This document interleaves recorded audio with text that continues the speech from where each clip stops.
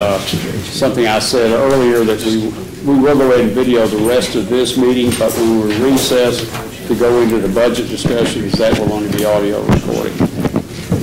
And it's my pleasure right now to introduce Mr. Jeremiah Kuntz. Correct.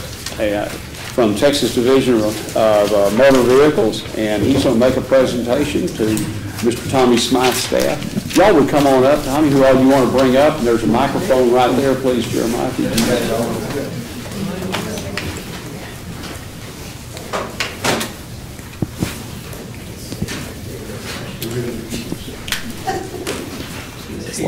If y'all would come on around this way. It was. If there's green light will make it live. Here's how you want to start. You gotta hit the red button and hold it in. Can y'all hear me? It's recording. Okay, all right. Well, Judge, thank you very much for having me, and Commissioners. I appreciate coming up here. This is a great day for your county, particularly for your tax assessor collector, and I'm very happy to be here to recognize your tax assessor collector, Tommy Smythe, and his staff for their accomplishments. They are one of 8 counties statewide, or tax offices statewide, that the department is recognizing this year under our Performance Quality Recognition Program. This is the first year for that program, so they are one of the first tax offices to be recognized. In that group of 8, there are only 3 that have reached the silver level of recognition. So we have 3 levels of recognition that we give out to counties for their performance in operating their title and registration offices. And so what has happened here is we've gone through this process of putting together a program, and that program is really there to recognize all of the accomplishments that they've had over the last years and to make sure that they are getting the recognition that they deserve. So the Wichita County Tax Office demonstrated compliance with statutory requirements, as well as shown a commitment to preventing fraud, providing high levels of customer service, and training their employees through the adoptions of policies and procedures. And so what we have today is a certificate of recognition. It's a silver level recognition, and I'll go ahead and read it real quick. This Performance Quality Recognition Program certificate is presented to the Honorable Tommy Smythe, Wichita County Tax Assessor Collector, on the 2nd day of April 2018, in recognition of exemplary achievements of statutory and rule requirements, exceeding required levels of customer service, successful completion of training modules, and attaining registration and titling performance goals set by the Texas Department of Motor Vehicles. Signed by the Executive Director, Whitney Brewster, and our Board Chair, Raymond Palacios. And I'd like to make this presentation. Yes, sir, please. Absolutely. Thank you very much.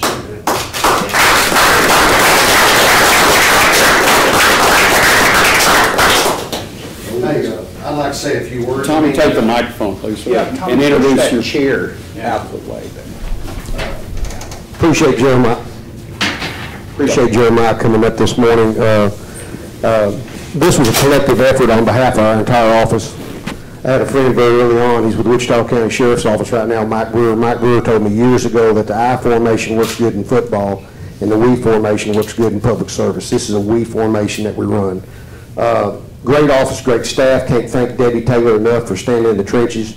She's with Thomas Jefferson. She put our packet together, but we built it collectively of what we've done. I'd like to thank since 2013. Sandra Recco, her assistant supervisor, was in this waist deep as well. Got a great chief deputy, Nikki. On behalf of the court, what y'all allowed us to do with our help desk, what y'all allowed us to do with our web dealer program that's blown up. Most all of our franchise dealers are on that, and our web agent program at United Supermarkets. So much we've done since 2013 ends up showing up in the laundry in this.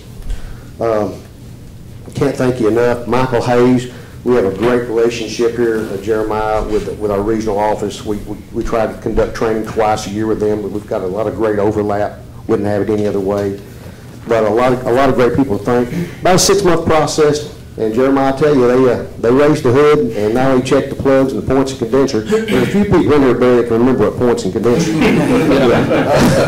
Still got some, not a bad thing. But it was a very thorough examination of how we conduct business, and I'm humbled. We're one short here this morning.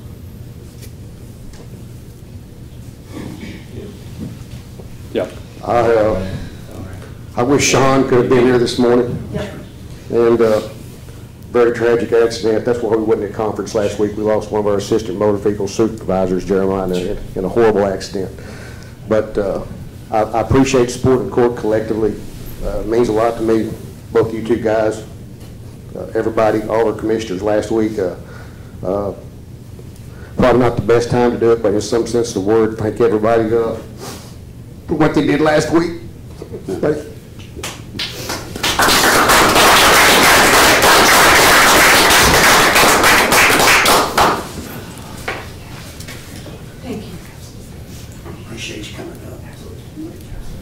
Tommy, that picture you're going to put up that was taken that night, that you, that ought to go with that, with recognition of that. Tie it all together. Yeah, Appreciate let me know if I can help chip in on doing that. Good job, guys. Great job. Good job. Outstanding. Appreciate it. Thank you, guys. All right. Thank you. Debbie, are you still working? Yeah, she's a consultant. That's all right. Give me a call.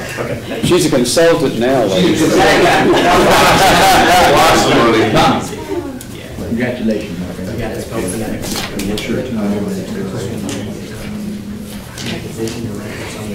Good job, guys. Good job.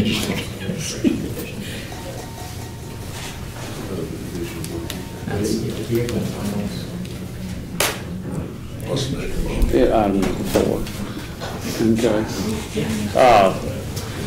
Item number 4 on the agenda is discussion with Amoresco regarding energy audit for all county facilities. Mr. Beecham, you brought this to us. Yeah, we have Randy and his crew here this morning to give us the 30% update on where we're at as far as the audit's concerned. So we'll need a plug into the system to show us. Yes. Got a thumb drive? Yeah, you got your own laptop or not? Thumb drive? Well, you gotta have something to plug it into. Yeah, she has a laptop. Yeah, I was told the thumb drive would work, but I have it on the laptop too. Well, there needs to be a laptop on that table to go in. Yeah. Okay. Yours or ours?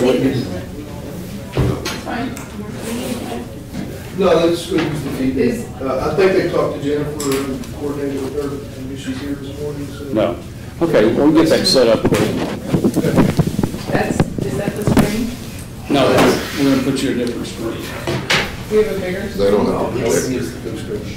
Great. Okay, we have a projector right there. Or we can.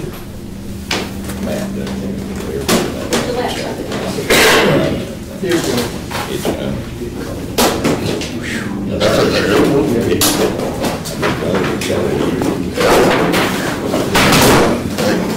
You know, time 30, right?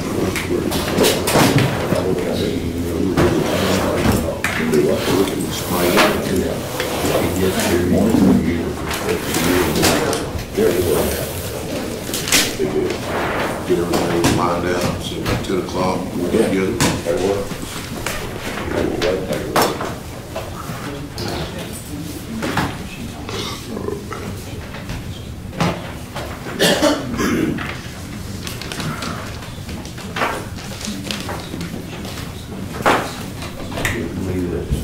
Way to be proactive, Beecham. Bailey did that. Jennifer's not here. I think she was down, Mark Cummins. I think her car broke down in Rome or Hamlet or something. Oh, is that what happened? I didn't know, but she had us all set up, so. Brandon runs off the road from house. We met another Brandon's home.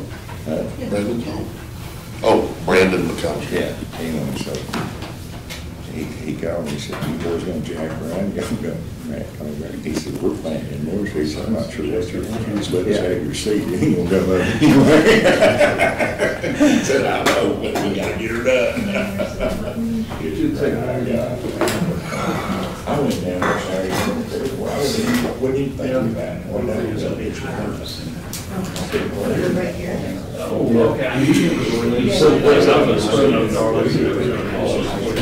Have you got the majority of it done? Yeah. And nobody does, that's the problem. I talked to the guy Saturday, I talked with Drew, and said, we only about 25% through. We ain't got that 10 already. But, I mean, there's very little of it, and what is it, very little of it is, it's up to us. And see, it's like the same thing, weather channels, so need those, pool, second half of summer. We got a 9-cent market, we get something right now, nobody's got one thing. You know, perfect opportunity. I plan to even have the insurance. Oh, I'll go there, no doubt, we're doing that. That's June 20th. We have planned to sign on June 35th.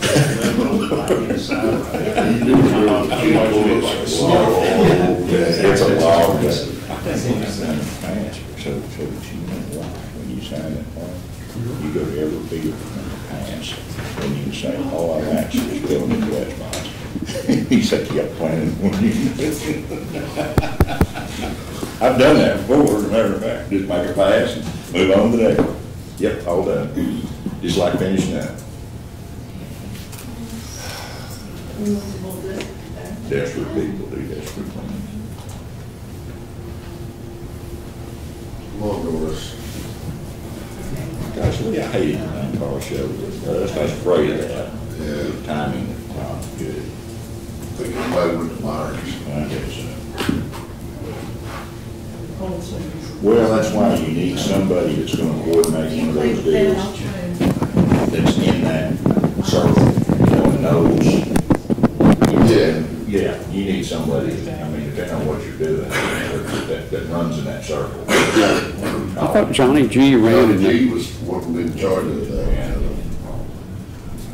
You know, You think, now you know something's going on in buyers, he wrote us that new race car here, practiced it.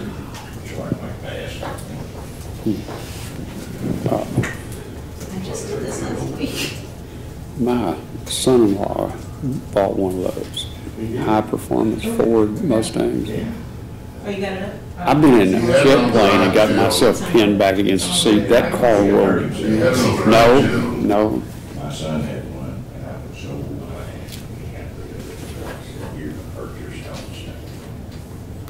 Nothing came up? Why did you have to go to component? I couldn't believe how he could accelerate. I mean, you generally felt the G's. Well, there you go.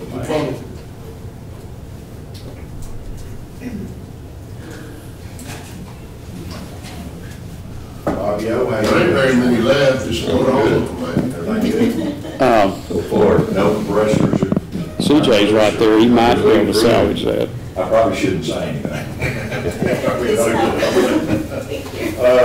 What about, can you talk to the tower guys? Pardon? Can you talk to the tower guys? No, we took somebody over a while back and they just wanted to look and leave. Is that this week or next week they're supposed to set that?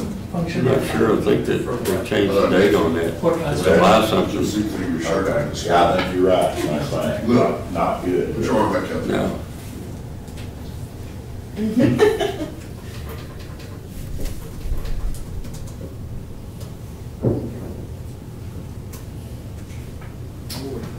Which can be your eyes. Here we go. There we go.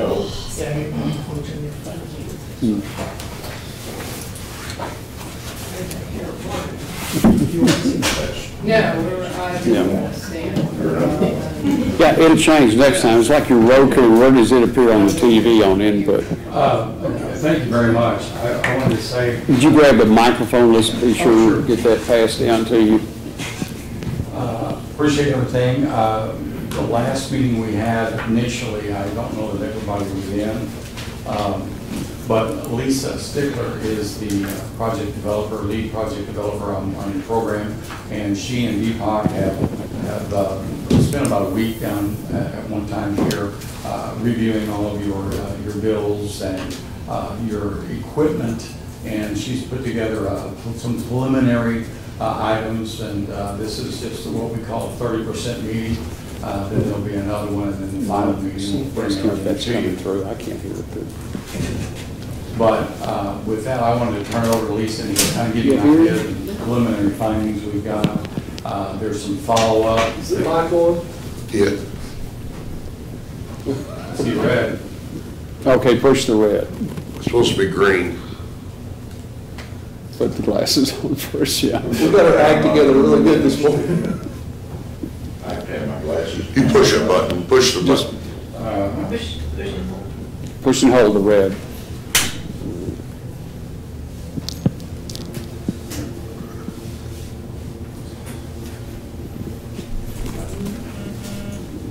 For some reason, that reminds me of football. And a monkey. Oh, boy. Is it on? I believe so. That'll be it. All right. Anyway, I want to just turn it over to Lisa. She's again, this is a 30% meeting. The next will be when we do get some question answer today, and then we're going to go after, we'll do the internal bidding for looking at commercial, with mechanical contractors and everything, so we can get you a good idea of, we try to use local contractors whenever we can. We'll also bring in some ones that we've had from Dallas and or Oklahoma City or something, but we put everything on the table for you guys to look at and see what we can do. With that in mind, I'm going to turn it over to Lisa. So. Thanks, Randy. Thank you. Okay, so as Randy mentioned, this is our 30% workshop. Let's go to our agenda here. We'll go over energy savings performance contracting. For those of us who were at our kickoff meeting about 2 weeks ago, these are the same slides that we went over, but in anticipation that there might be some new folks here in the audience, I just want to go over that again. Make sure we're on the all on the same page as far as what is ESPC and how is it funded. We'll take a look at utility expenditures and a baseline. So we've put together, based on the utility information that we received from the county, which was in the form of spreadsheets.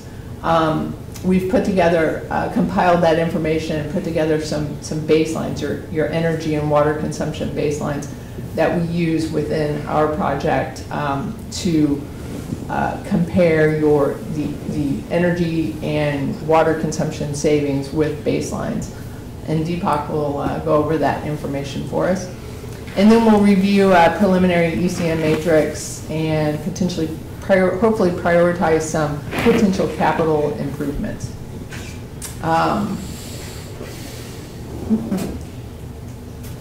Okay, so energy savings performance contracting. This is the slide that we looked at. This gives you a very bird's eye view of the entire process. We start with an investment grade energy audit and implementation contract and financing. So that's that first box on the left is where we're at now. We're completing within this time frame, and we'll look at a schedule at the very end, but we're looking at about a 2-3 month process here to complete the energy investment grade energy audit and develop the implementation contract and the financing package, okay? Once we get that together, we provide that to the county. Your legal and financial people will review that before it comes to you all for approval. So that's the county approval and contract execution, the next box. Project implementation is actual construction. Depending on our project scope, that could be a 6-month, 9-month, 12-month type construction frame. And then our measurement and verification performance period is the actual project term. In other words, if it was a 15-year project term, that M&V would extend across that entire project term, okay? So that's a very high-level overview of an energy savings performance contract. So this slide shows how ESPC projects are typically funded. There on the left, the column on the left represents, it's a little difficult to see maybe there at the top, but your energy and operation and maintenance savings costs, what you're paying now to run your buildings, your electricity, your natural gas, your water, and then the operation and maintenance savings, or operation and maintenance costs to keep everything running. So during the project, and that would be during the performance period, you're using energy and maintenance savings to pay for the implementation of the project. Okay, so that represents your, and those savings, you can see there's paying for the debt service. And then that slide also shows the potential for excess savings. Well, so I understand, the debt service portion of that graph is truly savings from our utility bills, correct? That's what pays for the project. And it will cover the debt service in the form of the amount of money we're talking about, correct? Correct. So if this is a strictly paid from energy and maintenance savings, yes, that would pay for the project. What we talked about during the kickoff meeting with commissioners, Beecham. Beecham and Muller. Yeah, I can't get Beecham out of that, but that's okay. It looks kind of like Beauchamp, doesn't it? Yeah, there you go, thank you. It maybe if he was a true Texan, I don't know.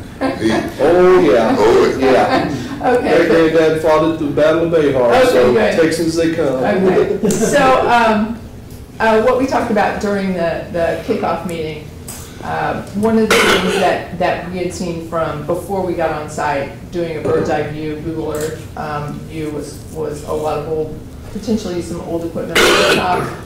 And so we brought that back up to say, hey, it looks like you've got some older equipment here, which wouldn't pay for itself in just from energy and maintenance savings. Typically it doesn't, especially with Like the boilers, is that what you're talking about? Like boilers, chillers, rooftop equipment, like a rooftop unit, that type of equipment, right?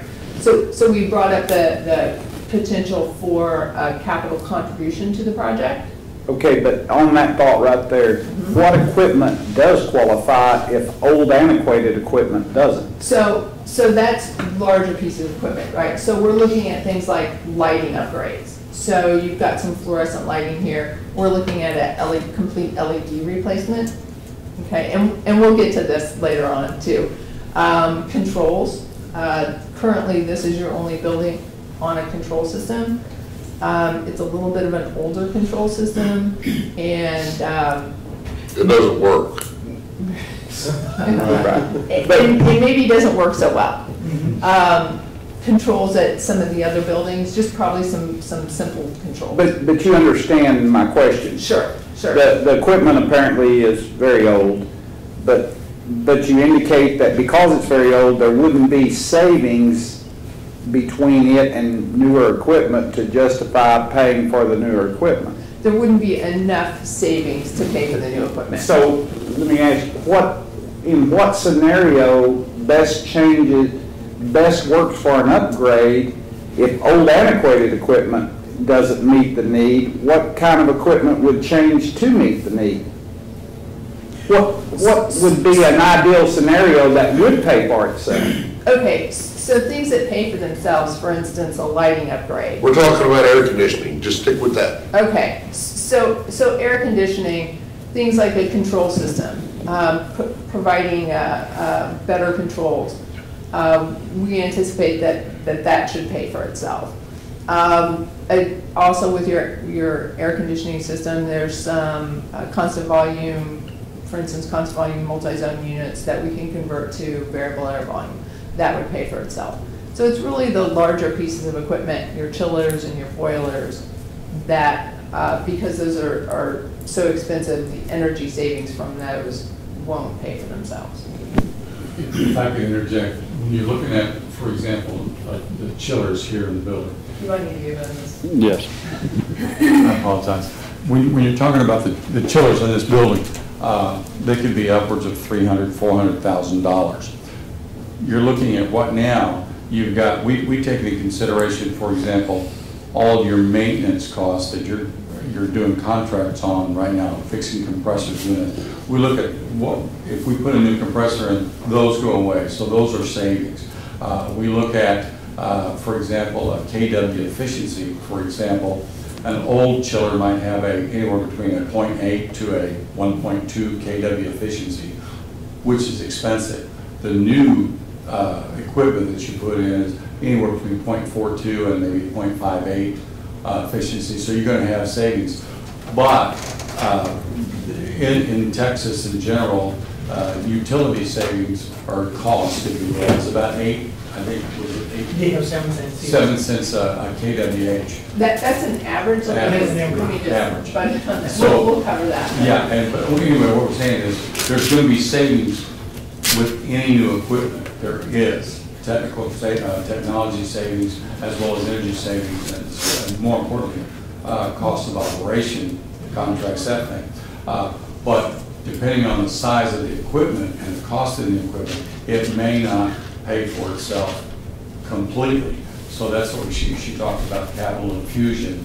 And again, we look at financing this project 20 years in Texas. So we take all that in consideration. So until we get to the last, where we know exactly what the costs are, because right now we have no idea how much you paid in the last 2 years on contract maintenance for that compressor. So with that in mind, when she gets it all together at the next workshop, hopefully, or at least the 90% workshop, we'll know exactly what the costs are and savings are. So we'll give you a good idea there. And we may be able to provide a comprehensive overview of the maintenance costs, but what we won't be able to provide you is the unit down here in the corner, how much have we spent on it. We'd still be here in 3 years trying to figure out which tickets apply to that unit. Sure. You know, so. Another thing is that this equipment right now, which is cooling the building, it's a chiller, let's say, has reached the end of the useful life as per the ASHRAE standards. So you keep adding money to maintain it down the road. With the new equipment, it will go away for another 15, 20 years. And as you mentioned that, right now we are spending almost 1 to 1.2 kWh for unit. With the new unit, it might be around 0.75, 0.8, which will reduce the energy usage by almost 30 to 40%. But it is not enough to pay for itself. That's why she called it as a capital improvement project. Right. But your maintenance and operation overheads will go down significantly. That we have not considered in our payback period. Essentially doing 2 steps for us. They're giving us a guaranteed project that they can pay for out of savings, and then they're giving us suggestions that we could fund capital. Right. Yeah. Well, I guess I was misunderstanding whenever they came in and we spoke that we would probably upgrade our equipment to a higher SEER rating or the control, all that stuff together, and there would be no capital investment. Well, what he's saying is you're going to receive all of those benefits and you will have a tremendous savings. It just can't make that large of a payment due to the expense of this. I understand what he's saying, but that wasn't the pitch that we got whenever they first came. The idea behind that is that we wanted to give you the best control of your judges' chambers and your courtrooms. And so your controls that we're going to have to add onto your air handling units, controls onto, that's where your comfort lies. That's where the idea behind that is that's where we're going to fix the problem is the comfort for your courtrooms. That may not entail new equipment here except for the control area. You may not need a new chiller. You may need new compressors. You may need new work on the air handling units. The chiller is what we're talking. We don't know how much equipment you're gonna need, because we haven't got to the bottom of it. All they did was run some preliminary and engineering. But you will know. We will know, exactly. And so with that in mind, when she's talking about the buildings, outlying buildings, we don't know what you're, for example, if a juvenile detention, we don't know what they look like over there as far as the equipment concerns. But a lot of it is going to be, is in the comfort range, is in savings range. May not entail new equipment. It may entail good maintenance and what we can do on the interior side of the building itself, which is ductwork, engineering, air handling units, like she said, constant air volume versus variable air volume, variable frequency drives and compressors. These are the things that we can do to save you money and to make your comfort better. A chiller, you know, that chiller out there, I don't know how much, I don't even know the largest, but it could be $300,000. You know, Couldn't cover that in the savings. Correct. You're going to cover some of it, but we don't know how much all of it is. So it's really too soon to be talking about this until we really know where we're at. For your total thing, yeah. Yes. This is what we've done in our workshops is we come in and they're going to give you periodically. We do not want to leave you hanging out there for a month or 2 months where you don't know what we're doing. And so that's why this 30% is kind of give you an idea of what we found through the first go around. So we're 2 weeks into this, okay? So we've been out on site looking at your equipment, and we've looked at the utility information that the county's provided us. So it's really early days yet. What we want to get out of this meeting is to give you some feedback on what we found on the utilities, get some information, collect some information from you on that, get your input, and then also review our preliminary ECM matrix where we're showing you, here's what we think would work in a paid from savings project. Here's some equipment, some capital equipment that would need some contributions. During our kickoff meeting, we had kind of a boundary, I think, of what that capital contribution might be. And maybe it's a one-time, or maybe it's a annual contribution.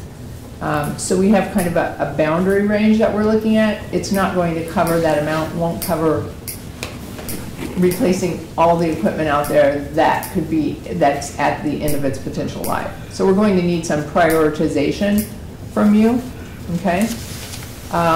So we'll get to that.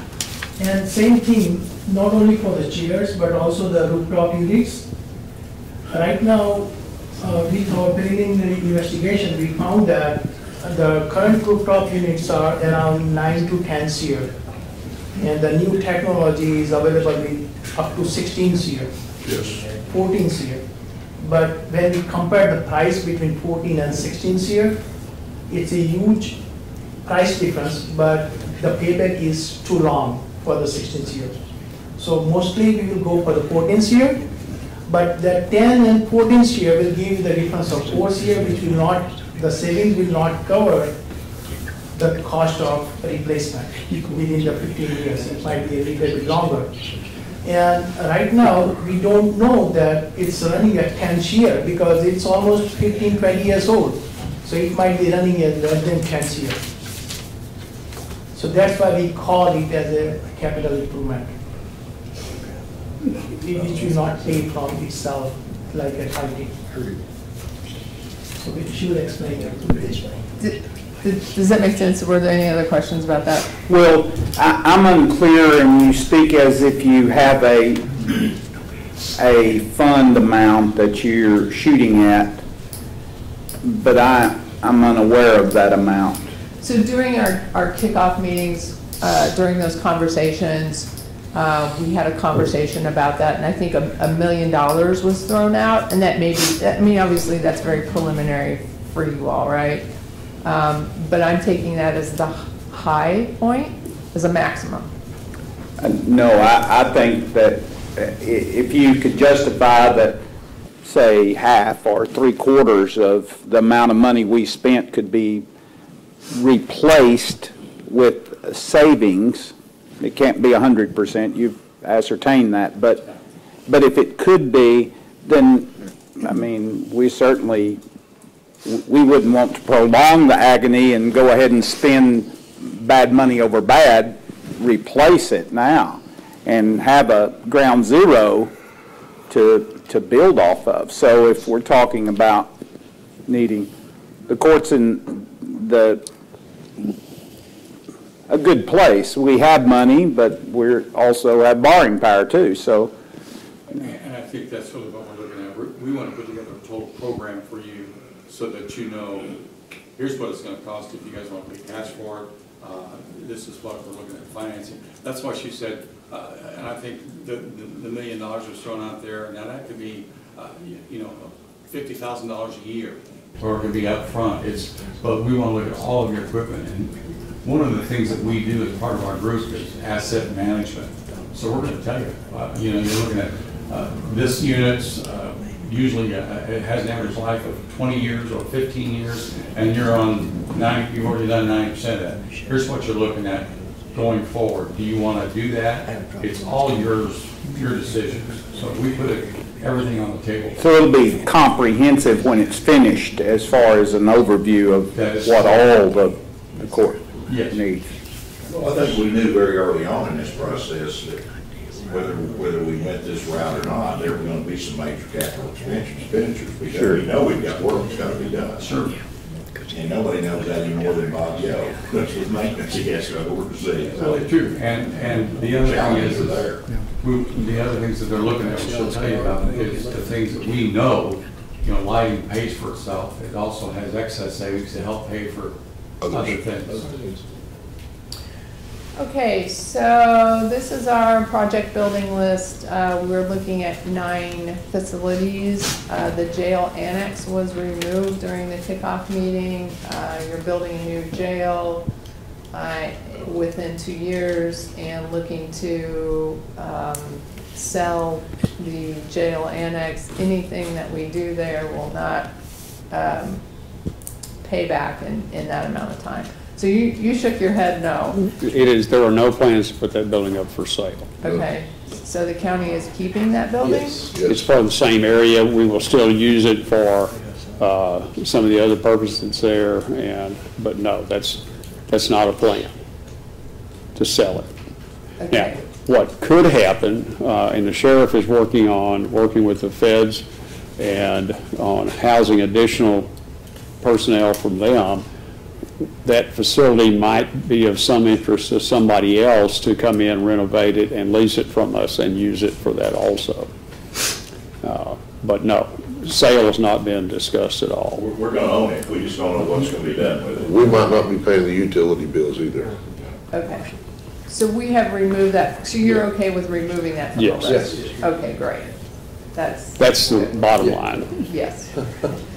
Okay, so 9 buildings, just to go through those really quickly. The courthouse here, juvenile probation, JJAEP, the energy management office, and the county clerk storage behind that. The courthouse annex, precinct 2 and the road and bridge, precinct 3 in Iowa Park, precinct 4 in road and bridge in Electra, and then the Lindman annex. Any questions on those 9 facilities? Those are the buildings that we're looking at. Okay. Iowa Park is just the JP office. Well, let's talk about Iowa Park. We're going to get into this. Iowa Park is, yes, just the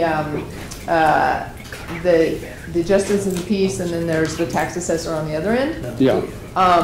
That building is owned by the county. Yes. In the middle of that building is a USDA, the Farm Service Agency, correct? Tenant.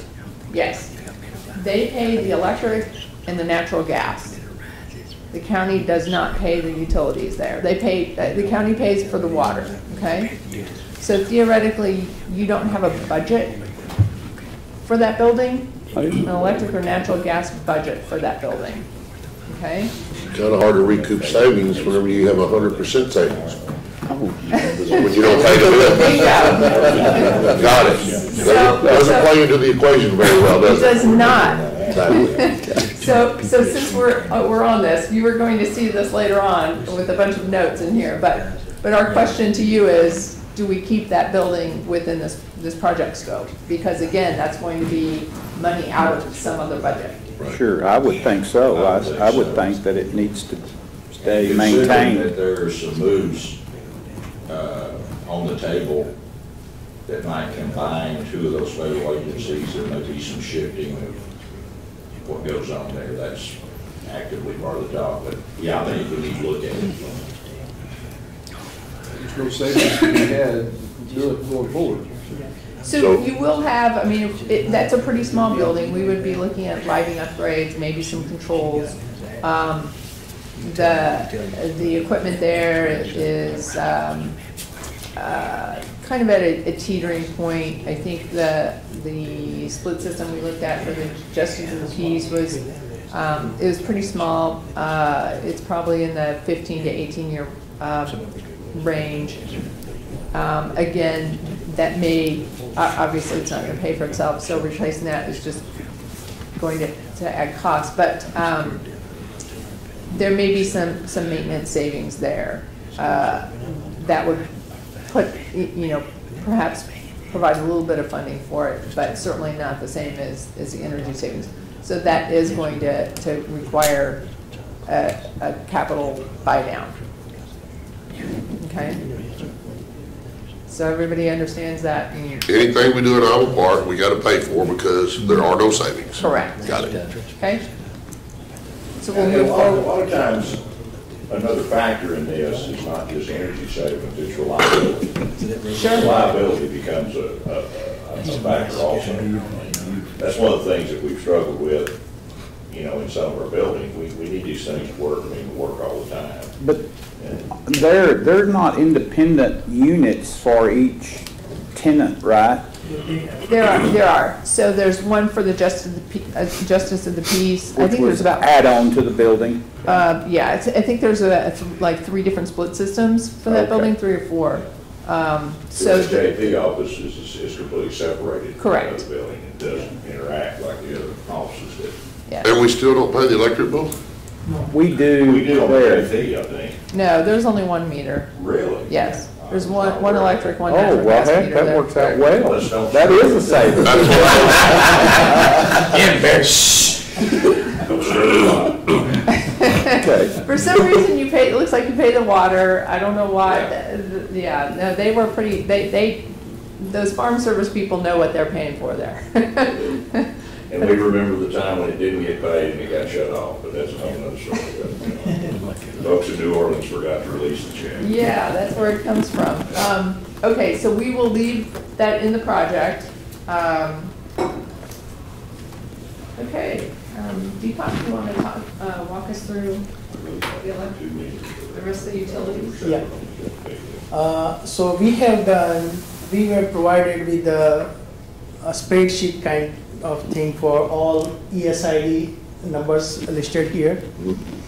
And we have noted the meter numbers when we were in the field before 2 weeks, and we tried to correlate that one. And these electric accounts we have included in our analysis of the utility bills for the last 3 years.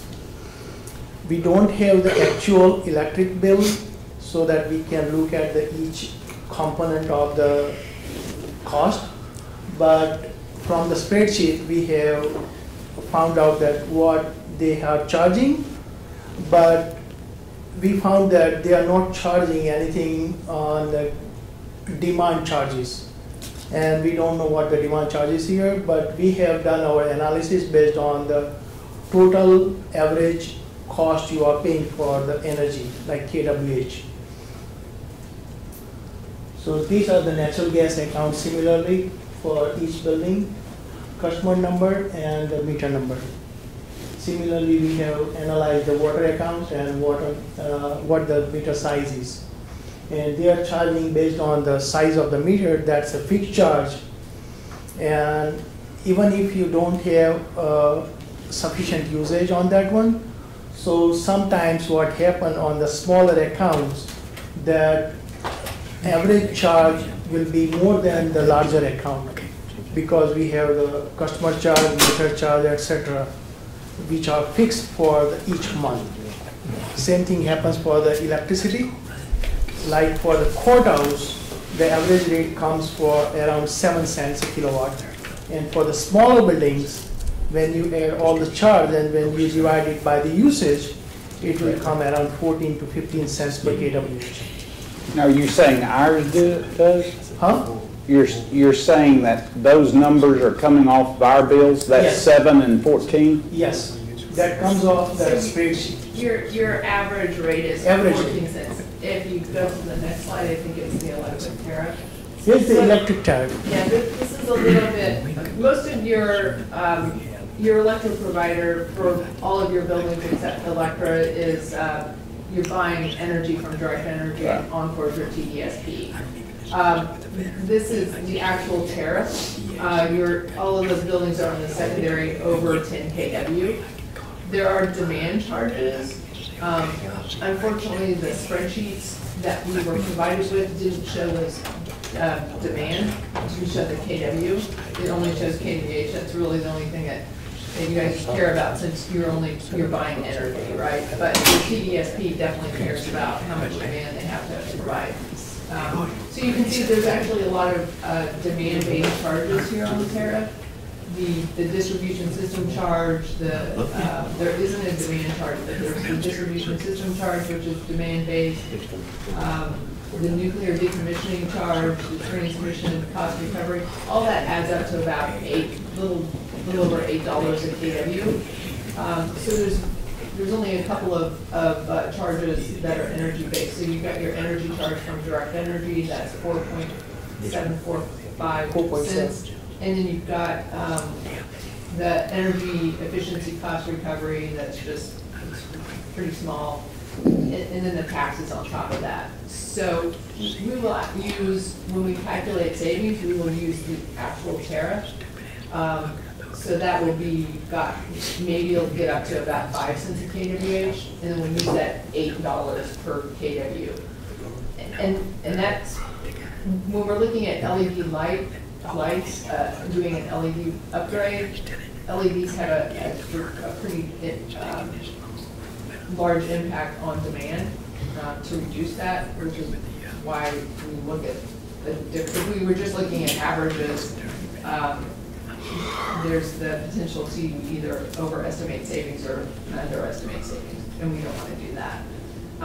So we will need at least,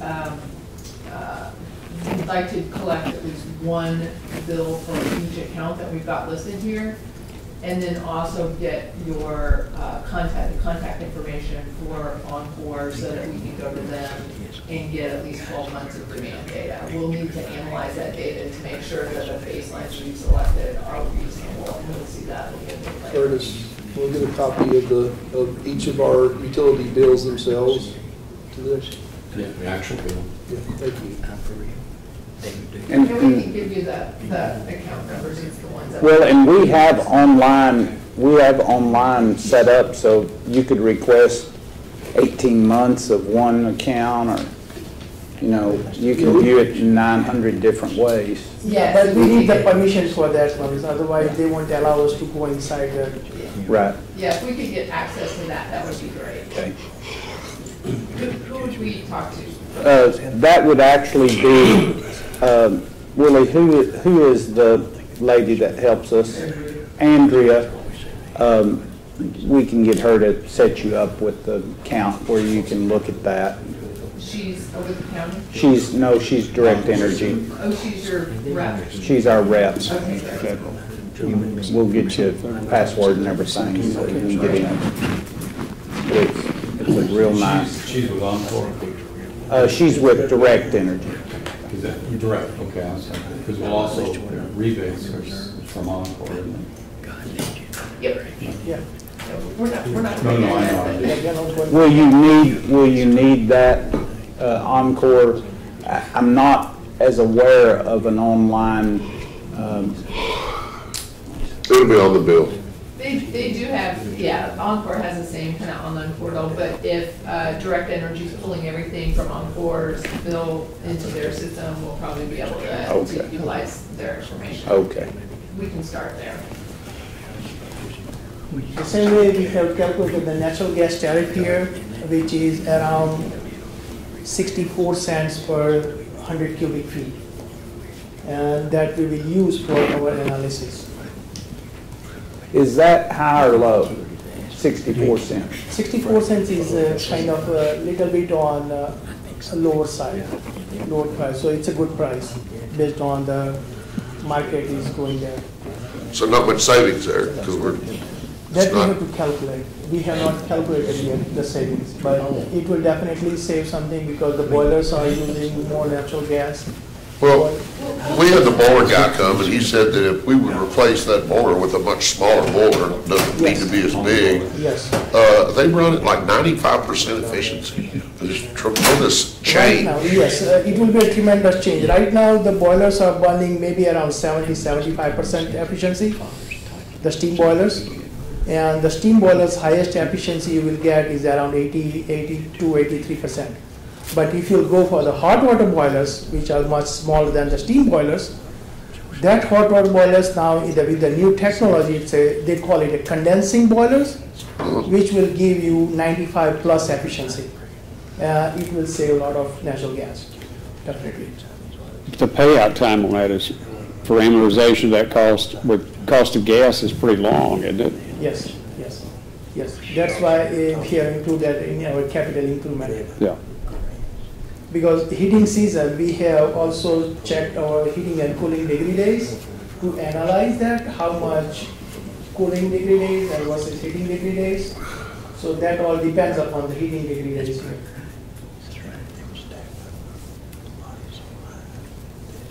So similarly, we have water accounts for all 4 towns separately. Major falls under the city of Wichita Falls, which has different charges like 1 each, 1.5 each, 2 each meter based on the meter. They charge as a fixed charge plus the customer charge, and there is a sewer charge and sewer volume charge is there. And we have seen from the spreadsheet given, we have not seen the actual bill, but we have seen that they are not giving credit for the sewer during the summer months when we are using water for the irrigation purpose. Usually the city gives the credit for water Right.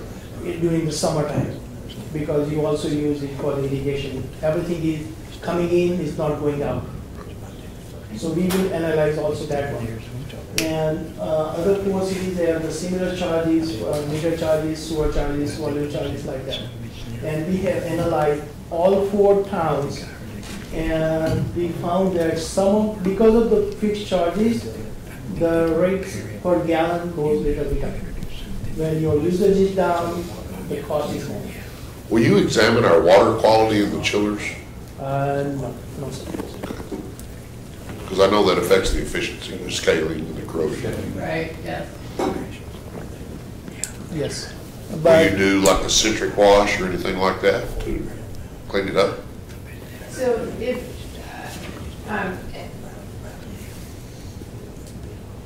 that could potentially be an energy conservation measure.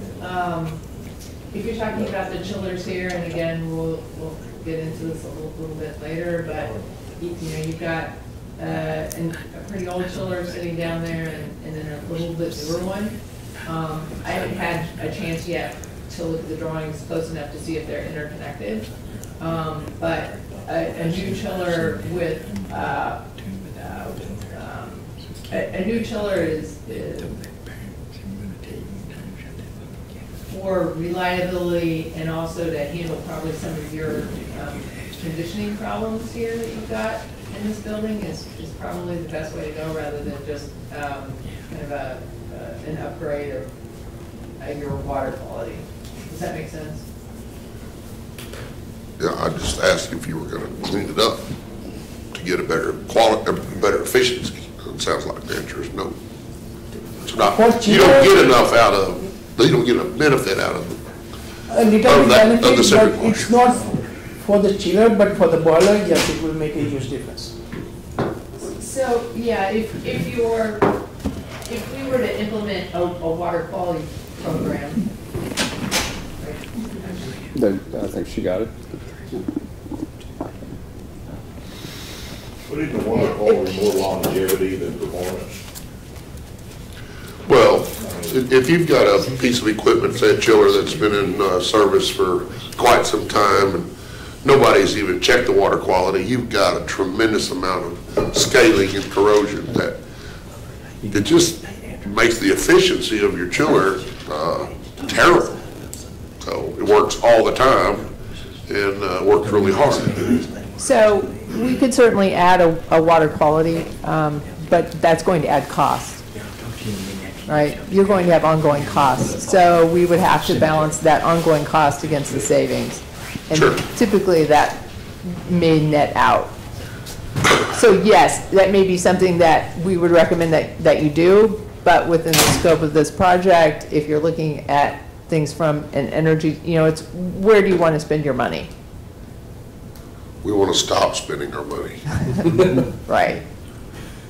And this it goes back to what you guys said about longevity.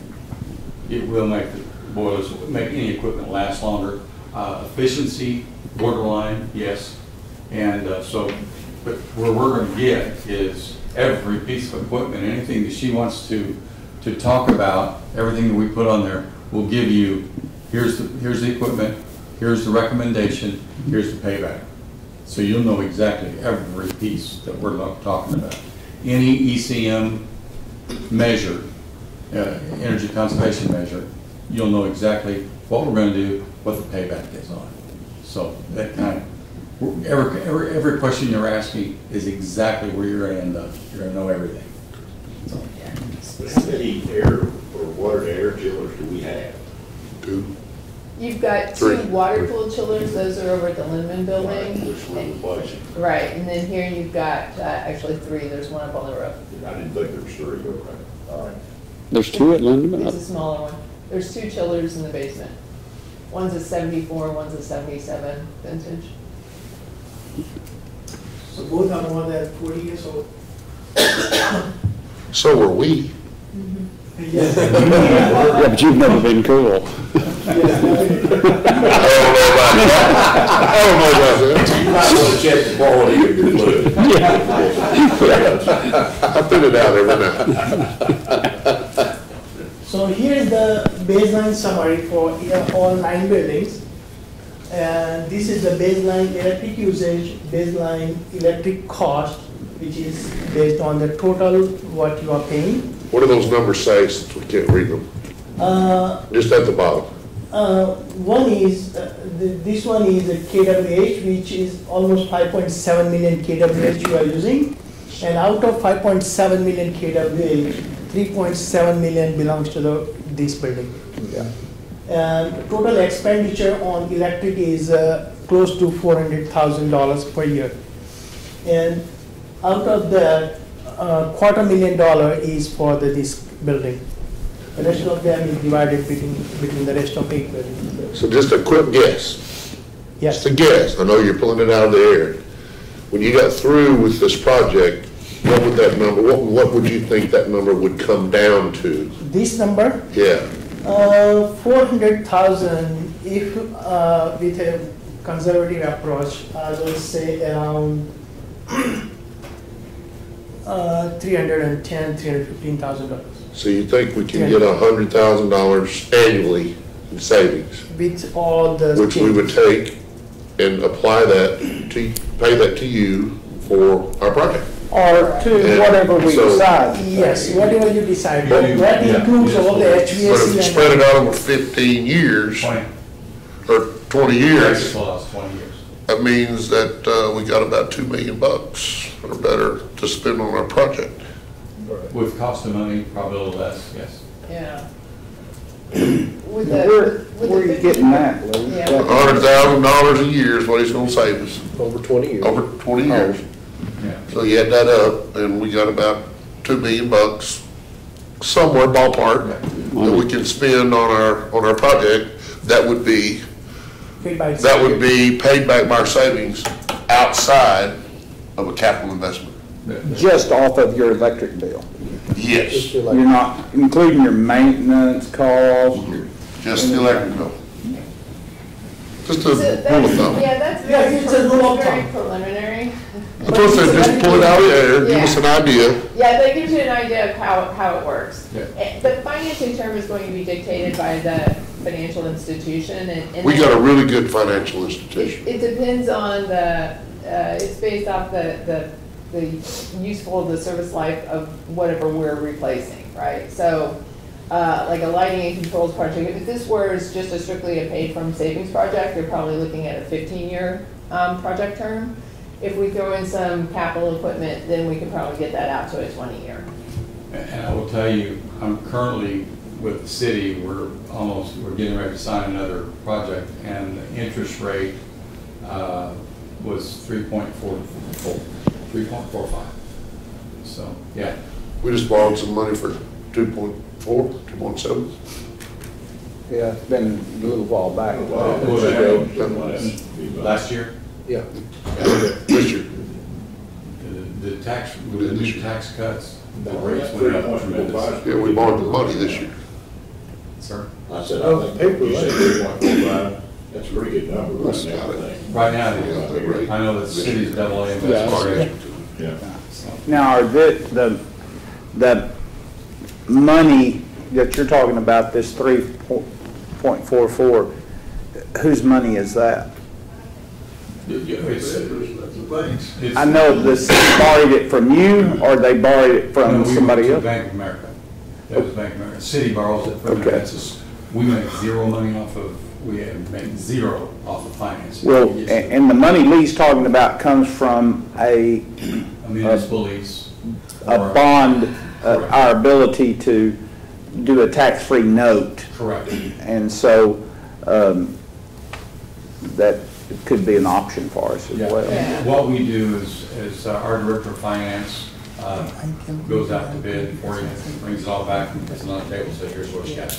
Yeah. And that way you guys get to choose. 'Cause financing, we make zero, that's, we, nothing.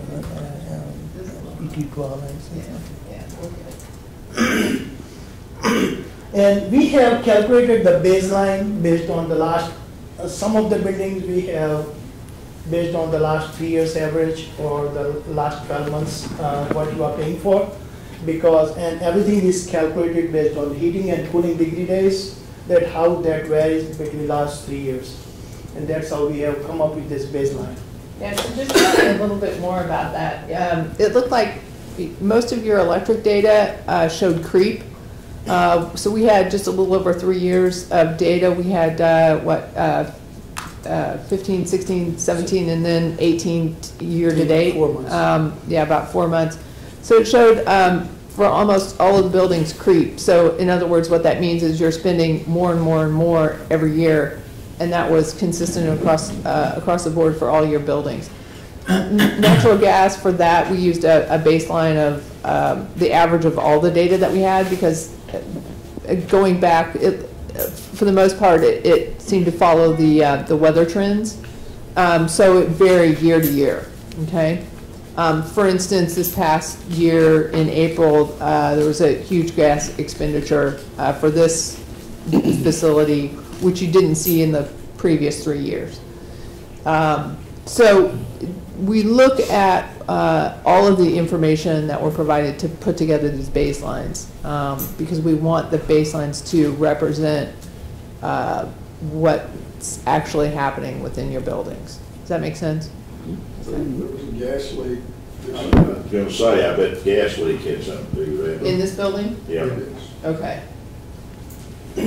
But we didn't see that huge spike in the gas usage, even though that's a leakage, and that's why we consider as an average of all 36, 40 months. Because other buildings had a maybe not as high of a usage in April, but it was higher than previous years as well. Well, last April was pretty cold. Yeah. Well, So here is the allocation of all the utilities, like electricity is the major cost component in total utilities. It's almost 71%, and natural gas usage is 8%, because we are in a warmer region compared to the cooling degree days are more than heating degree days. And with the water and sewer, it's a fraction of that cost of the electricity and the natural gas. That should be 21%. So what this, one of the things that this slide is telling us is that potentially the majority of our savings are going to come from electricity savings, okay? You're not spending as much on natural gas, so we don't expect to have as much natural gas savings. Water and sewer, that's 21% of your total expenditure budget. Depending on what we're looking at there, we may be able to save a considerable amount or maybe just a little. It really depends. How do you save water? So you reduce consumption.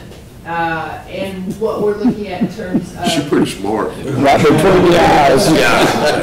What we're looking at here, and we'll get into this, you've already got low flow toilets. You can't 1.6 gallons per flush. We could go down to a 1.28, but to do that, we'd have to change out China, which doesn't pay for itself. You usually have to flush twice if you do that. And a lot of people have a problem with that. So what you'll see on the ECM matrix in terms of water is aerators. You've got 2.2 gallons per minute aerators here, so when people are using faucets, it's a pretty high flow, we can take that down to 0.5 and save some water. It's not going to be a tremendous amount. So, Deepak gave you like maybe a 15 to 20% savings on the electricity side. We're not going to see that much on the water side. I think where we look, our largest water consumption is the jail. Exactly. Far away. Yes, Now, showers and- the new jail is going to have better plumbing, okay, newer. It's a matter of what kind of conditions the sheriff might set up in there that's not going to allow the kind of freedom of full access to the showers that take place now. So we looked at the facilities here and also over in the juvenile probation. There's low flow showers and they're timed. They're not timed. I mean, people only get 10 minutes a shower max, and they don't necessarily use that.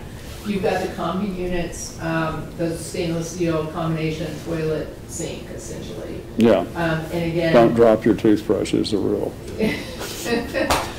So there's, even though those are your biggest water consumers, there's really no opportunity for us there. Yeah. But I think as we look at that, because right now they're the open bay showers, they're access off of the open area, these are going to be designed a lot different. And so I think they're your new in the new facility. Yeah. So here is Let me throw one thing. I've got something I'm going to leave here at 11:30 that they can go on, but I'm just telling you I'm going to have to leave you at 11:30. Thank you. Okay. So here's the baseline projection for the electric, where the county courthouse is almost 65% electricity, as I mentioned previously. And the largest components is the courthouse annex and precinct 1, which is at 12%, and Needman annex is 10%. And that's because of that old chillers and rooftop units. Lindeman's eating so loud from Wow. the floor. It's also electric heat. Both the courthouse annex and Lindeman are electric heat. Yeah. So that's helping drive your electricity costs there as well. Well, if you broke that down though to the amount of people that are affected, that limit is extremely high. Yeah. Exactly. Extremely high.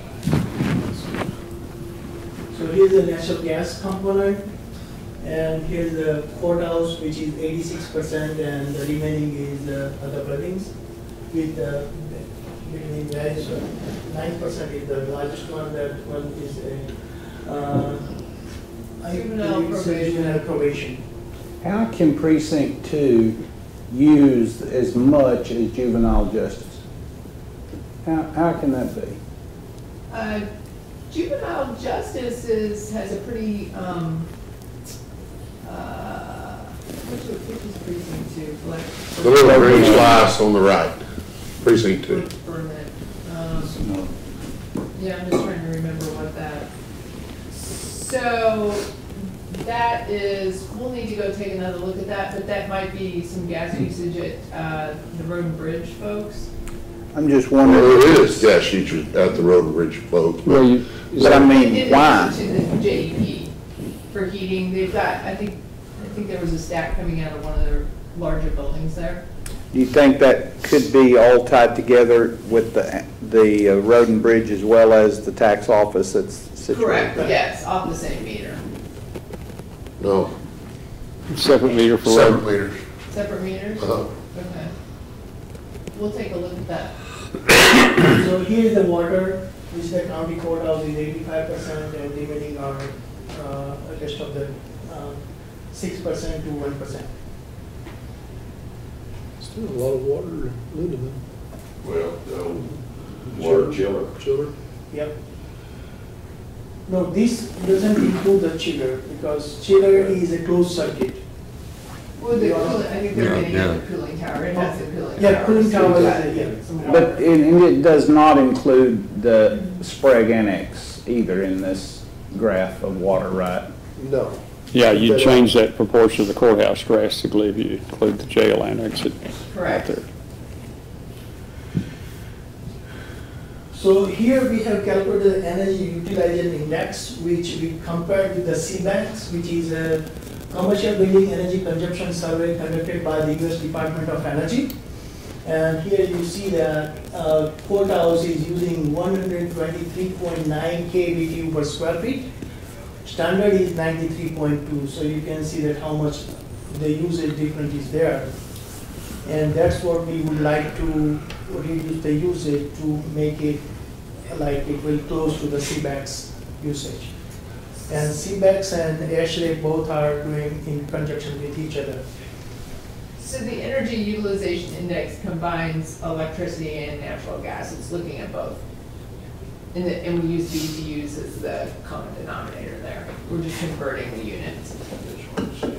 So the comparison, for instance, with the courthouse, it's almost 124 here. That 93.2, like it says, that is for prison incarceration. So, you know, only part of your building is actually used for that function. The other part is more like an office building. And you can see farther down the list there, we've got office building at 67.3. So that's telling us, we've looked at we've compared this building to the highest one, its highest use function, right? So that just gives you an idea of where we've got some potential for savings here in this building, obviously. And we have used the conditioned space for this comparison. Not conditioned It's space. actually the building square footage. I've used the total building square footage. Oh, here. really? Yeah, I changed that. Okay. So it's the same matrix, and she will give an idea of that one. Okay, so this is all pictures of equipment you've got here. I think everybody, maybe you don't know what that cooling tower up on the Lindeman building looks like, but now you do. You've got the steam boiler over here on the left, your cellar's domestic hot water heater, your Kewaunee hot water heaters, and one of your chillers. So all the pictures there on the bottom are equipment that serves this building that we'll talk about replacing.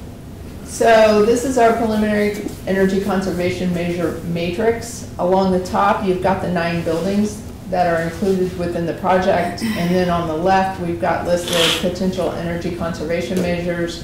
We've got 12 of those, and then we've got an additional 6 capital equipment replacement. Okay? So let's just talk through these. The first 2 ECMs are lighting based. So these are LED upgrades. We've broken that out into interior and exterior lighting upgrades. So we're looking at that at each building. We've got an application for that at every building. That third ECM is expanding and upgrading the building automation system. We've talked about already, we've got a BAS, a building automation system for this building. We're looking at potentially expanding that to control equipment at the courthouse annex. Decommissioning air handling units. You've got some newer air handling units that serve the older part of this facility, and then you've got some older air handling units on this side. Air handling units are something that, unless we're completely changing the system, we typically have a pretty long life unless they're just completely rusted out. We're typically going to just try and upgrade to do some energy savings there.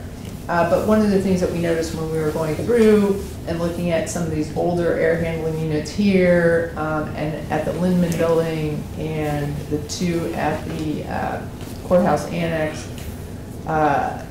not everything is necessarily functioning properly. So what we'd like to do is go through, have our retro commissioning agent go through and confirm what is and what isn't working appropriately, and then fix anything that isn't. So we can handle that a couple of different ways. So for instance, if they would find like a damper that's no longer connected. We've certainly saw a couple of those situations. They make a note of that. Then we can either handle that a couple of ways. That could come back and Bob's group could handle that, or we could provide an allowance, a set dollar value within the project for those types of things to be handled. A lot of those damper deals were purposely done because the controls system would not let air flow through them, so you had to manually open them. Right. And try to gauge how much, I mean, it was a guessing. Sure. That guy over there in a white shirt, he did his best. Yes, exactly. And so if we were to re-engage some of that with a new control system, then we could have better quality of comfort. Yes. So we can put that together and revisit, you know, how you'd like to handle that as we move farther along. Programmable thermostats, potentially Wi-Fi enabled. We're looking at that at the remaining buildings. Converting, we've talked about this before, converting multi-zone air handling units to VAV here in the courthouse, and then there's one multi-zone unit at the Lindman building.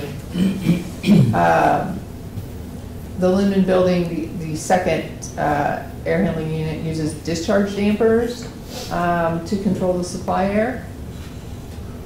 We can lock those discharge dampers open and use a variable frequency drive to accomplish the same thing and get better energy savings.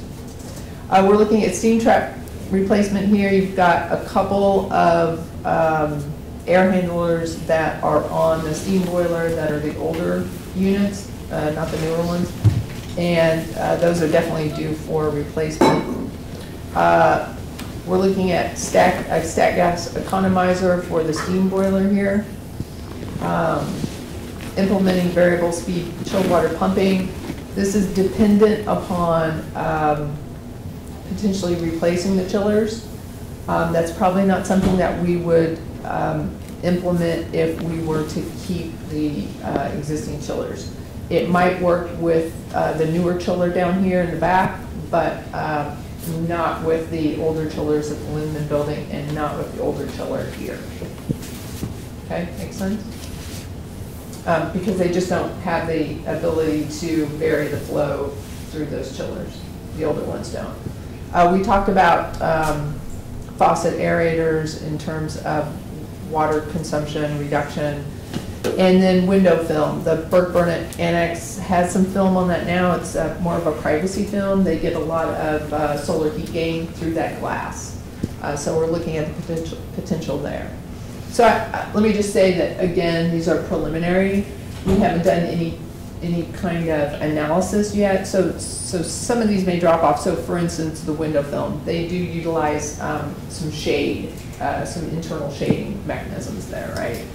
And so when we look at that and factor that in, window film may not be an attractive paid from savings measure, okay? So then that gets us down to our capital equipment replacements. Obviously, we're looking at replacing the old chiller here. I think that's probably a 1961 vintage, the same as the steam boiler. Is that right? You know the age of the old chiller back here? I don't think it's that old. Would you say what year? 1961? I don't think so. I think maybe 88 or so. Okay. You're talking about the ones outside? Yeah, there's two, one's Okay, from 2000. one was installed right after I got here, so I know it's not 20 years old. No, it's the one installed in Yeah. 2000. I think The other one doesn't have a We did the big- nameplate, and I haven't found the drawings yet to see when it I'm was gonna installed. Say that it's probably in the 80s. Okay, maybe it replaced the one that was there in 61. That's probably a good No, it wasn't a possibility. chiller. We had a water tower on the top Yeah. of the courthouse, Yeah, well, placed in the 80s. The old chiller is the 80s, the newer chiller is the 90s, early 90s. Okay, In the 90s, we did a major revision Yeah, it's half to, price. Yeah. Actually, that No. was in 2000 or something, because I was here when they changed that. I was commissioner when that was done. yeah, so Yeah, and I That's come more in than in 20 years 99. ago. Yeah, It was the- done after that. the newest chiller out back is from 2000. Yeah. So it's the older, so that one's fine, we would recommend keeping that, but the older chiller right next to it, there's no nameplate on there any longer. Actually, The- that the, chiller's had less problems than the other one, a lot less. We've heard, I think you probably replaced the compressors in that, Every one of them on the new one, yes. and a few on the old Off one. everything. So the electronics on that one are pretty simple. Yeah, they're primitive, because the Yeah. dials they're not digital. Right, yeah. And then there's the newer one up on the roof, Right, which. and that one's is- actually been replaced twice since I've been here. Okay, One before that one. okay. 61? No,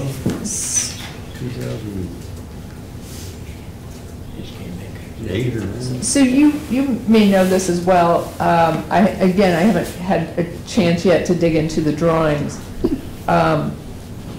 But it looks like from the way the pumping is that the old chiller, so obviously it serves the older part of the building. Correct. Are the And the two, older part of the gym. okay, are the two chillers connected? Are they headered No. anywhere? No, they're separate. Okay, so that's what I thought. Every one of them is separate, even the one in the room. Okay. So in other words, if that old chiller died, there would be no cooling for the south end of the building, or the older part of the building. Correct. Okay, so this is where we get into some reliability issues. We would definitely recommend looking at replacing that chiller, but going back with two chillers. Chillers are typically sized to handle the peak load, but the buildings don't experience peak load for the majority of the time. So we would look at, what is the load of the building? Where is, like a 70%, 70% of the time, where does the building run? And then looking at potentially putting in two chillers of that size, right? So one chiller can handle the load most of the time. When you get into those peak hours, two chillers could come on. You would vary the operation back and forth to equal the loading or equal the run hours on the chiller. But that way you would have more reliability if something would happen with one of those chillers. Does that make sense? Yeah, we've actually seen that once, when we got 101 days in a row of 100 degrees or better, and 111 days that same year. But when you put two units in, there's only one plumbing system outside the building that goes inside the building. We do have backup pumps, so if one shucks or you lose the Lovejoy or whatever, you can switch over to the other one and continue on. If you put two in there, you're gonna have to run separate plumbing for each chiller. You know what I mean? 'Cause To a Y. if you lose one, you're gonna lose them both. No, to a Y. Yeah, to a certain point. yes. We would header it, and if we needed to replace that piping from the chillers into the building. Okay, but the piping and everything in there is probably 1980s or whatever, so you can put all the chillers you want out there. We've already had that happen. It busted, and it actually busted and busted and busted each time we went in to try to fixed one spot, it moved a little further down the line. Finally got it, but everything that you lose in that chill water, your glycol, everything else, which we had just paid for, and turned right around and had to buy it again. And because that piping is old, it's 80s, I'm sure of it. Right, so you're talking about from the older chiller into Both of them. the mechanical room? Right. Right. Both of them. They were both put out there. The original one is gone. It was the same age as the one right beside it. Same thing as the two Kiwanis. They're put in a pair. So it sounds like from what you're saying, it's not just a chiller replacement. We would also need to look at replacing the piping Right. from that old chiller into the building. Something because, yeah, I mean, you can, that's gonna be your problem. We're getting a little bit too deep in the weeds. We're running out of time, so let's move forward. Okay, so we're looking at replacing the chiller here. Also, we mentioned this earlier, the Lindman building has two chillers, the 74 and 77. I don't know what your feelings are on that building, or obviously you've got, two chillers, and I think you were saying that one chiller normally handles the load there. Pretty much. So you do have a backup, whereas here you don't, right? Right. You've got the steam boiler here, so we're looking at that. You've got the hot water boilers here, the space heating, two Kiwani space heating hot water boilers. You've also got the domestic hot water heater that serves the jail. All three of those were early 80s vintage. And then we've got a smattering of split system condensing units and air handling units. And we've got those separated out because it looks like some of the air handling units have been upgraded. They weren't necessarily paired when they were replaced. Does that make sense? So we've got a smattering of those. The cost for replacing all of that could take up your million, your 2 million, your 3 million. We can certainly develop scope for all this, but I guess what I'm looking to you is what's realistic in terms of how the county wants to approach this. Restate that again for me? She wants to know how much money are we gonna give for capital improvement. We don't know. Well, We don't know that. no, I don't think, and I think it certainly depends on, how your report comes together, but I'm certainly think that we're not opposed to spending the kind of money that you're talking about. The priorities would be courthouse and the annex. The reality is, we're gonna spend the money anyway. Yeah. We're gonna do a little here and a little there, and we already are, so. Courthouse annex, what about the juvenile detention center? Yes. Yeah, that is priority. Okay. I was just looking into it. Yeah, I mean, we don't, those are, the juvenile probation is conditioned by rooftop units. Most of those are relatively new. There may be 2 of them that are around 19 years of age. They look like they're in pretty good shape. And they didn't seem to have any temperature problems. Would you? No, and that's true. We've passed 5 or 6 years, 7 years, we replaced several of those units. Right. The compressor cost almost as much as the whole package unit. Yeah. So we just chose to go with the new Whole unit. unit, yeah, you didn't know Was that. was any of that stuff over there redone, Bob, when we did the various remodeling projects? No, when you did the addition onto it, everything on that was new. And there was probably 1 or 2 units that had been replaced on the outside. But since then, there's been several others. And that's when we got our generator, Barry, was, so that generator over there is that age. Oh, that's the one that came, that's where it came. Yeah, they did get a new generator with it. So when you say the annex, which annex? Courthouse. Courthouse annex. Okay. Scott Street annex. All right. Tax office. basically. Faces Scott Okay. Street up, one block up. Okay, so we've got some smaller DX units there, and then there's 2 air handlers that serve that building that are served by larger compressor condensing units up on the roof. That's what I've got highlighted here in terms of replacement. That's the SMAT. There could be a few, actually actually. Is that stuff that's on the roof Here it is. destined to stay on the roof? I mean, is that where we are these days? At the courthouse annex, Yes. yes, because there's not, those are all air-cooled, and you don't have any other real estate. Right. Well, I asked that question because we're also looking at a roof Replacement. situation on that building fairly soon. Okay. And that, I was wondering if there was anything to be changed with that. We want to incorporate that into our roof. And there is a relatively new unit that services the appraisal district on the 3rd floor that is not our unit or that we don't pay They for. have two, and no, you do not own those. Oh, they have replaced it, yes. On the previous slide, it shows that we're not doing programmable thermostats in this building or the annex. Is there a reason behind that? Because that would be the control system. That isn't the control system. Okay, got it. Right, so the that's- programmable thermostats would be like a already taken care of. standalone, Got you. okay? Understand. They could be connected into a central system for additional cost. Okay, got it. Or they could Just didn't stand alone. understand. Yeah, and, I mean, that just makes, for the size of those units and what you've got there, that's what makes sense. So the whole programmable system takes care of it. Yeah. Got you, got you.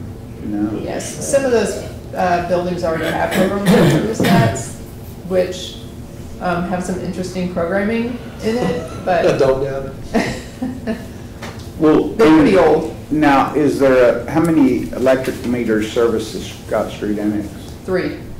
3, and one Three of, that you pay for. Yeah. oh, there's more than that. Yes, there's 5 of them back there. And where do the other 2 go? Well, one is definitely the appraisal district, and I don't know where the other one goes to. Wow. Maybe adult probation? That's possible, because I don't know where it is either. Wouldn't think so. Yeah, I probably can answer that. They're all 5 in working, I mean, they're all 5? Yes. Right, and we did add a gas meter back too as well, that we had a lot of light years, but we've had a few cold ones that. Oh, that was So the you one used to that be family used for gas. services, so it's empty or pretty much empty? You mean where the attorneys were at up there? Yes, yeah. No. I just remember it's family They were services. rented, they were Up on the rented, third. tenant, Yeah. rent tenant. Go ahead. So this is just outlines the specific equipment, so I turned to this to remind myself what we were looking at in terms of the courthouse annex. So again, there's a large 27-ton and a 15-ton condensing unit that are serving those 2 air handlers. And then we've got 5 smaller split systems ranging from 1.5 tons to 4 tons that we look at replacing up on the roof of the courthouse annex. And you can see a juvenile justice, JJAEP, we've got a couple of 4 different split systems there, ranging from 2.5 tons up to 7.5 tons. Energy management, you've got, the EMO office has 2 split systems that both the condensing unit and the air handling unit look to be the same age and definitely at the end of their useful life. And then you've got the 10-ton condensing unit that serves the county clerk storage facility. It's got 2 newer air handling units inside, but the condensing unit is getting pretty old. I think Yeah, they're not used much though now. In the summertime, most of the time, unless they got any business in there, they're not used. I had a very brief conversation with the county clerk, who made it clear that they are in and out of that building quite frequently. Yeah, Maybe. quite frequently, means like every time we have an election for a Yes. day or Right. 2, so. I And it's a actually short tried to get a period. little bit more, you know, and we went back, I think, to take pictures, and somebody rolled in at that time after hours to go in there. Oh, you mean in the Linderman? No. No, the. Emergency management office. Yeah, behind the emergency storage Where the building. electronic voting machines are Are stored. Probably on the average of maybe 30 days a year total, like. Yeah, maybe. I Get think, that much. I think your, It's a high. I think your clerk would argue a little bit higher than that. She would not win that argument. Well, is that building air conditioned? Yes. Because the washing machine, they say that they have to keep certain temperature, but we will find out that what temperature the washing machine should be for. And right now, when we were there, the temperature was around 75. 75. So if we can bump it to 80 degrees or something, that will save energy. Yeah. Well, if I took all of our current voting machines, they would fit in a space of what size? This room, They would take up this entire room? well, we can, how many we have, We 70? still got all the old ES&S. Well, I know, but they just need to go We track did it. an agenda item a few weeks ago to get rid of them. They're coming to get them, so we could cut off half of that warehouse with unconditioned. It's a smaller footprint. So, I mean, I couldn't, aren't they in suitcases? Yes, they are. And I couldn't load them in a 20-foot long enclosed trailer, all of them, every one I own? No, there were a lot of machines there, and the room was full. Well, but some of those, we have double the machines needed. Half of them are old, half of them are our new ones. So we don't- We're fixing to get rid of half of those. Yeah, yeah. Then it's possible to go for the full size to half the size of that room, yes. I just didn't know why aren't they up there in the Linderman building under that air conditioning, or, I mean, why Well, would we? the Lindman building, the second floor, those units are shut off, so you're not even conditioning Right. that space. Right. Yes. So I think from that perspective, you know, it's not a conditioned area, it potentially gets too warm. But you're right, we could probably, put a partition in that thing and Cut the Close warehouse. the duct off. Well, and isn't the record storage in the basement floor, there's not, I guess, room for such a thing? That floor's full, Does it utilize air? yeah. The Yes. basement unit is on, yes. Does, now that we have a windy unit, thanks to 1033 program. all the decorating. So you've got, there's 5 air handlers over at the Lindman building, 2 of them are functioning, 2 of them are running. So one's for the museum floor and then the second one's for the basement. So the 3 that serve the second floor are shut off. And I promise you, when they come back on, they're gonna be appreciated more than ever. So I do have a question about the Lindman. So the second floor is just used for storage. Do you want to upgrade the lighting on that floor? So, and I'm asking this because this goes back to the energy savings. Probably the only thing we want to do in that second floor is occupancy control. Okay, So if it's not occupied, it does not need to be lit. okay. So if it's, so you're just talking about like shutting off that main switch? Yeah. Because I think there's one switch, you walk in and you turn that on, and it turns on a bunch of. But it wouldn't turn on the individual rooms that are under lock and key? No, right, no. Would have evidence in them or file storage for No. No, particular this would just be department? the main area. In the hall, in a big room. Yeah. Generally speaking, I don't think anyone's over in that records room for any long periods of time, so. Right. So So, and, occupancy control would be, and that's where I'm going. So the hours of use there are gonna be pretty small. It's gonna be very minimum, which means you're not spending a lot of money there. Correct. So are you thinking occupancy sensor for the existing? yeah, for the existing. Okay. I don't think you have much to gain changing it out, Okay, because they're just not gonna be on. You have better putting the occupancy sensors on them so they don't leave them on. So unnecessarily. instead of occupancy sensor, we will suggest what is it called? Light switch. No, not They don't use those. Turn it off. It's called unoccupancy sensor, where it will turn off automatically, but it will not come on automatically. You have to turn on the switch, and if somebody forgets, it will turn That would off be great. automatically. Yeah. Same way with that warehouse, Yes. in the basement. Yeah, so It it's should a be- unoccupancy sensor actually, Yeah. not the occupancy. Amazing. Because what happened that in occupancy sensor, somebody passes by and it will turn on the lights, even if they don't need it. That would be good in the basement as well. Right, so we'll put on occupancy sensor that they have to turn it on manually.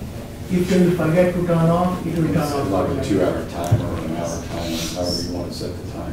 No, it's automatically everything built in. No, I'm just saying, turn it on, and when they leave, how long before it shuts off? Maybe within a couple of minutes. Yeah, it's the frequency of the, Yeah. That's good. so the basement's also used for storage except for the record? Yeah, the record storage, no, I'm talking about the record storage. That's the You say 2 or 3 minutes. Yeah, Well, that would not be adequate to turn the lights on and walk to the other end of that building No, and be No, digging in something. it only No. turns it off, so a person manually turns the lights on. Okay, then he walks away from the light switch. And then, But and it then insists the whole- then when they vacate the area, then it turns it off. It has a motion sensor. yes, Yes, yes, yes. yes. So say get all the way to the other side, if it only stays on 2 or 3 minutes, that probably would make some people mad. No, it's not that. Yeah. They are there. As long as they're in there, it's fine. It will, Yeah, that's so. And we would have multiple, so it looks like that's wired so that everything comes on. So we would need like multiple motion sensors so that it doesn't, we don't want it to shut off when somebody's back in the corner and can't make their way to, that's a safety issue. Okay, but back to the Lindeman building, the second floor is used for storage, the basement. Is all record storage, Records. all of it. But it's occupied, locked, so we'll need to light that. We'll need to change those lights in the basement. It has some utility closets or rooms, but 3/4 or greater of the space, is greater than 3/4 of the space is record storage In the basement. in the basement. Okay, so both the second floor and the majority of the basement are record storage? Right. Okay. Yes. So the basement records warehouse is utilized on a daily basis, Okay. but they're not, Yeah. but they're not in there all the time in the record We room. would like to see that, so much of that second floor stuff disappear. But there's a lot of just random storage, but is the second, the top floor? Yes, So that, there's a records area in that far, be the northeast corner of that building, and then there's another records area in the southwest corner, Kind of in the middle. open area, for record, book storage and things. Or the VA has the safe, but that's kind of in the middle. Yeah. Evidence.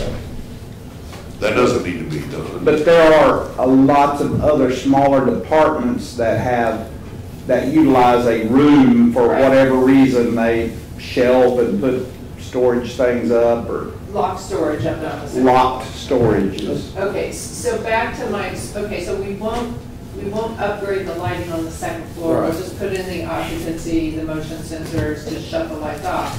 In the basement, do we upgrade that too? Yes, Yes, I would say yes. Okay. Yes. With the LED lighting LED lighting, and the And occupancy the- sensor. Yeah.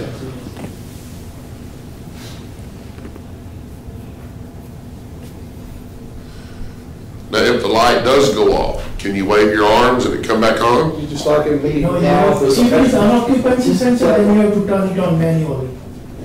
It goes off automatically.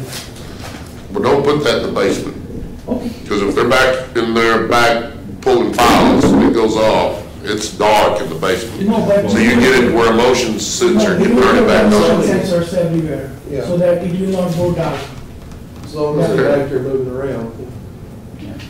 If they're flipping through a box and they're still for 10 minutes, Yeah. You can put it along it there. can go off. Hey, call Willie, he can turn the lights back on.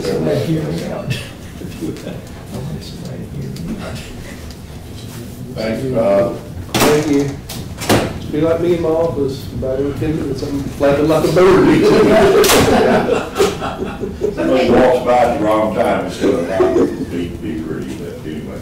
So that's all that we had. Any other questions? Did we not ask enough? We're beginning to get a feel of the scope, you know, what we're talking about. And I told Willie that you need to get him on the repair bills. Maintenance. Yeah. Yeah. Well, we have Curtis. Curtis can help her, and Willie's in the middle of budget. Yeah. I don't think Curtis would be a whole lot better resource than leave but Willie alone. That's fine. What do we need? Utility Anything we bills? spend on air conditioning, bills, plumbing, maintenance, we can sort it out. Not necessarily plumbing, because a lot of that's the people sticking stuff in the toilet from the jail. That is, air conditioning. Air conditioning for sure. Did we need the utility bills or no? Yes. Yes. Yeah, the copy of the bill itself. Okay. We asked for it a couple of times now. They don't want to pull it. They just want to do the spreadsheet. Yeah, but they need We need at the least tariff. one copy of each bill that we're looking at, and then we can get the information from Direct Energy that we need to complete the rest of the stuff, so that alleviates some of their They need headache. the detailed charges off of the bill. So you just need the most recent would be fine? Most recent, yes. So I can give you a little list of accounts So that we we're can looking at. calculate because it's not all on of the your rate, what bills. rate we should Yes. apply So let to me our get this, do savings. you have a card? I do not with me, no. Okay, hang on. I can, what do you need, an email address or? Yeah.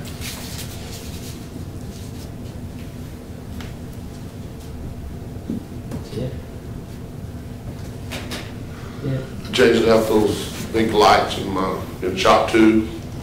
You had them great big bulbs, and I put those T5, something, instant on, instant off, all that stuff. Cut my electricity bill by about 30%. It was huge. You want a copy of that too, don't you? Yeah, the James Matters come out and put a soft that start would be great, thank you. on my big plasma table. The demand doesn't go wham, you know, just, they'll never. Can a person put that on their AC units at home? No, on your outside unit. On your air handler, I don't think you need it, but you could. It's anything 220 or 480 that kicks on, really takes a demand to get it going, that's where it costs you money. If you ramp it up slow. Is it like a fuse deal, or do you wire it into the? No, it's a soft start, it's a piece of equipment. Thank you very much. Guys, I don't know Brian Gazon Brian Gazone? with your company or Ameresco. No, never heard of him. Where is he? I worked with Brian on methane gas project at Landfill, Oh, okay. Okay. so he must be in that segment. Yes. Where was that at? Here in Iowa Park, Texas, or Wichita Falls. It was actually a joint venture with Iowa Park, Wichita Falls, and Ameresco. What was the project? That methane gas mining. Oh, yeah. And the end user was Sealed Air Corporation, or, you know, the make plastic bags there. Did you work with Russell Schreiber? Uh-huh. Because the reason 10 is that's come back alive a little bit because Ameresco is doing, we're looking at a public-private partnership for that, a cogeneration at the wastewater, and then CNG station. Well, it needs to be tied into the Iowa Park facility as well.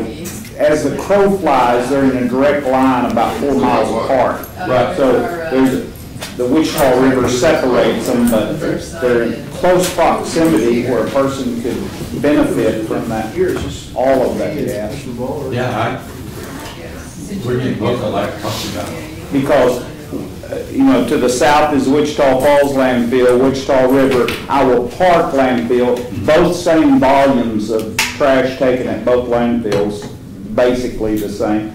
And then across the street from the Iowa Park landfill is Sealed Air Corporation, and employs about 1,000 people. And they have all those machines there for those bags. Sure. Large company. Manufacturing. Yes. Yeah, no, we'd love to, that's one of the things that we're developing, looking at. You know, Yeah.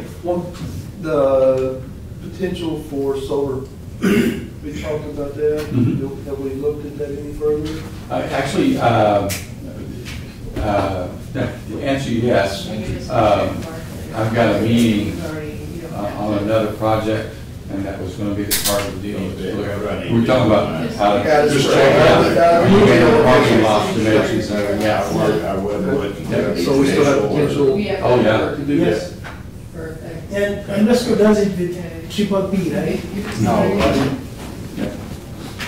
yeah, I've got the parking spots and everything that you sent me.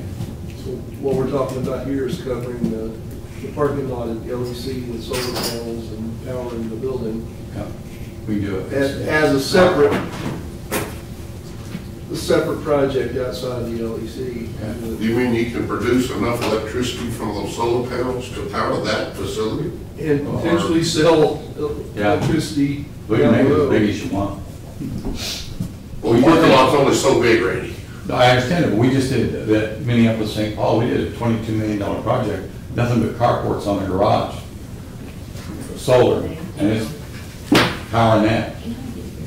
So, So yeah. no electricity, no generated electricity is required for the parking lot. It's all come from the solar. They are paying. And that's the Minneapolis, St. Paul. Do you have to have battery storage back, I mean, is the Yes, solar we do. Yeah, panel? that's part of the program. So you run off batteries at night? Is that what you're saying? Yes, That's also the weak link in renewable energy. Yes. Exactly, batteries. Yeah. yeah, so excess power can go to the battery storage and then it will feed the, at night. Yeah, $23 million project. So how many years would it take to pay for that project? It was a 25-year program, and it paid for it. They probably have a little higher utilities than The you. panels are actually better now that Oh, I'm yeah. understanding they're more weather resistant. The hail is not quite as tough on them. That's true. I've been talking to the company, wants to come in here and put Just looking at some a numbers. 100-acre See if it's solar even farm in on my feasible. property. That'd be We awesome. did, all the Kaiser Permanente Hospital in California, we got 56 up there. There's potential even. There were another 36 to do. They're looking at it right now, just Chesapeake, which they said, and said they would even consider up to a 40 project. That's a lot of solar power. That is. But it'll go on the grid. Yeah. And we've got a major power line through the property, so. See, we do, that, we own our own solar. Solar stations. Yeah. Efficiency is much better. Anything else we're about to, we're adjourned. We're gonna recess, we're gonna recess Recess. to reconvene at 1:30. Any comments from the audience?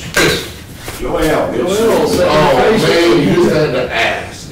Commissioner Watt, Commissioner Mahler, Commissioner Harvey, and Commissioner Bishop, Nancy, Willie, Joel Jimenez. Who? Joel Jimenez, disabled American veterans, and I want to, y'all are not spoken, are we recording? Uh-huh. Okay, good.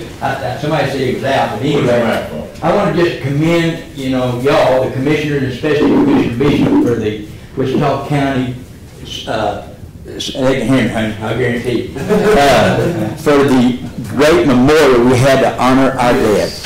It was great. It was a one-time deal that even Fort Sill came up and they saw the Lone Rider event. It's not a show, it's not a dog and pony show, but it was there to get everybody's attention, to show our constituency through our heart that our county is concerned about our dead. It was a wonderful event, and so we have people, a couple of the constituency citizens were in concern, and they said, "You mean there's hundreds out here that I might be stepping on?" And I said, "Yes, ma'am." And there's 2 or 3 citizens that want to go with you, Commissioner, with me, with the veterans organizations, to talk about enhancing that dream we had a long time ago with the past commissioners and so forth. Do you know about the young man who came and did a school project that went up there and? Yes. Yeah, he did a good job. Okay. There's still a lot. Boy Scout project. Yeah, that's right, and so Boy Scouts was there, the Lucas independent, Brownfield. that's right, and the independent school district was there, the JRTC, Major Gonzalez, but now I think that the citizens of this county want to do, because that expressway, you can see that. And I think we can make that a nice facility, not relying on county funds. I'll with other constituencies, I can make it work. Let's talk. Okay, and we'll talk, and we'll go through I've you. already started talking to Leon about some things that we can do You bet. ourselves to help enhance it. Yes, sir. Yes. Yes, sir. It needs some work. All right.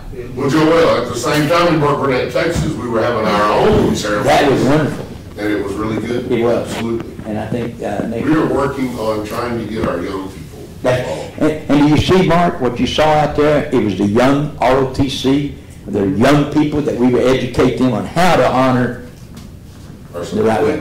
We do need to. Yes, sir. We do need to. Thank you so much. Thank you, Joel. Okay, Commissioner Beecham, you got any comments? Thank you guys. Thank you. And staff,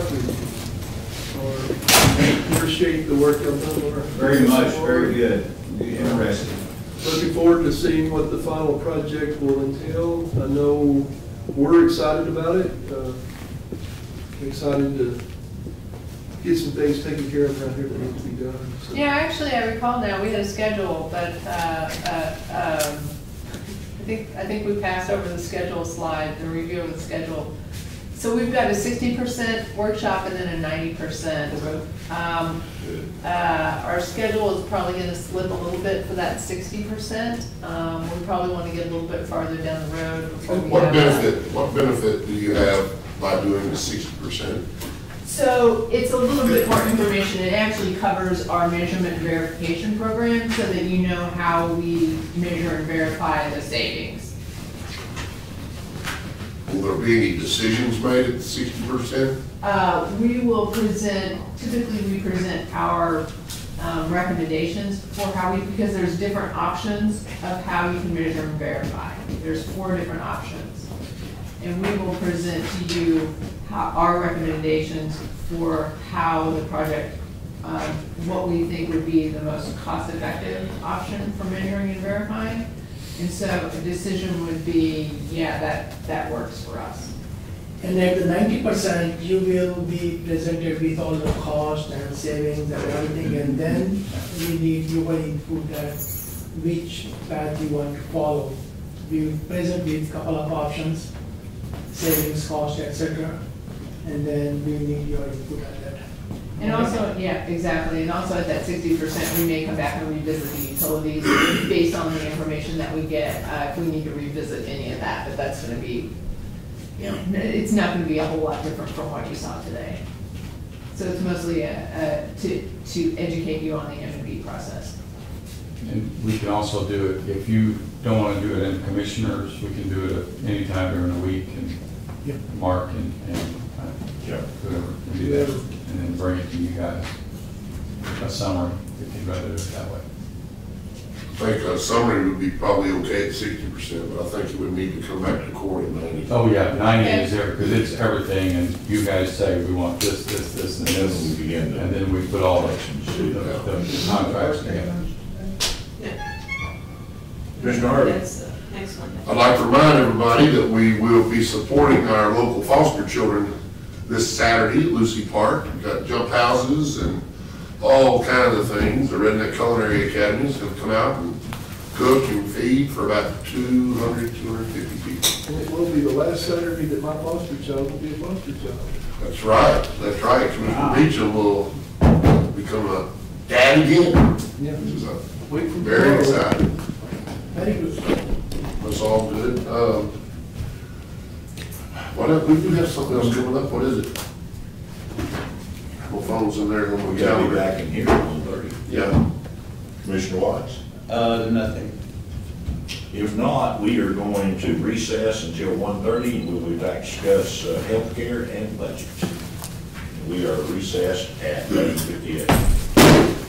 Done. Thank you.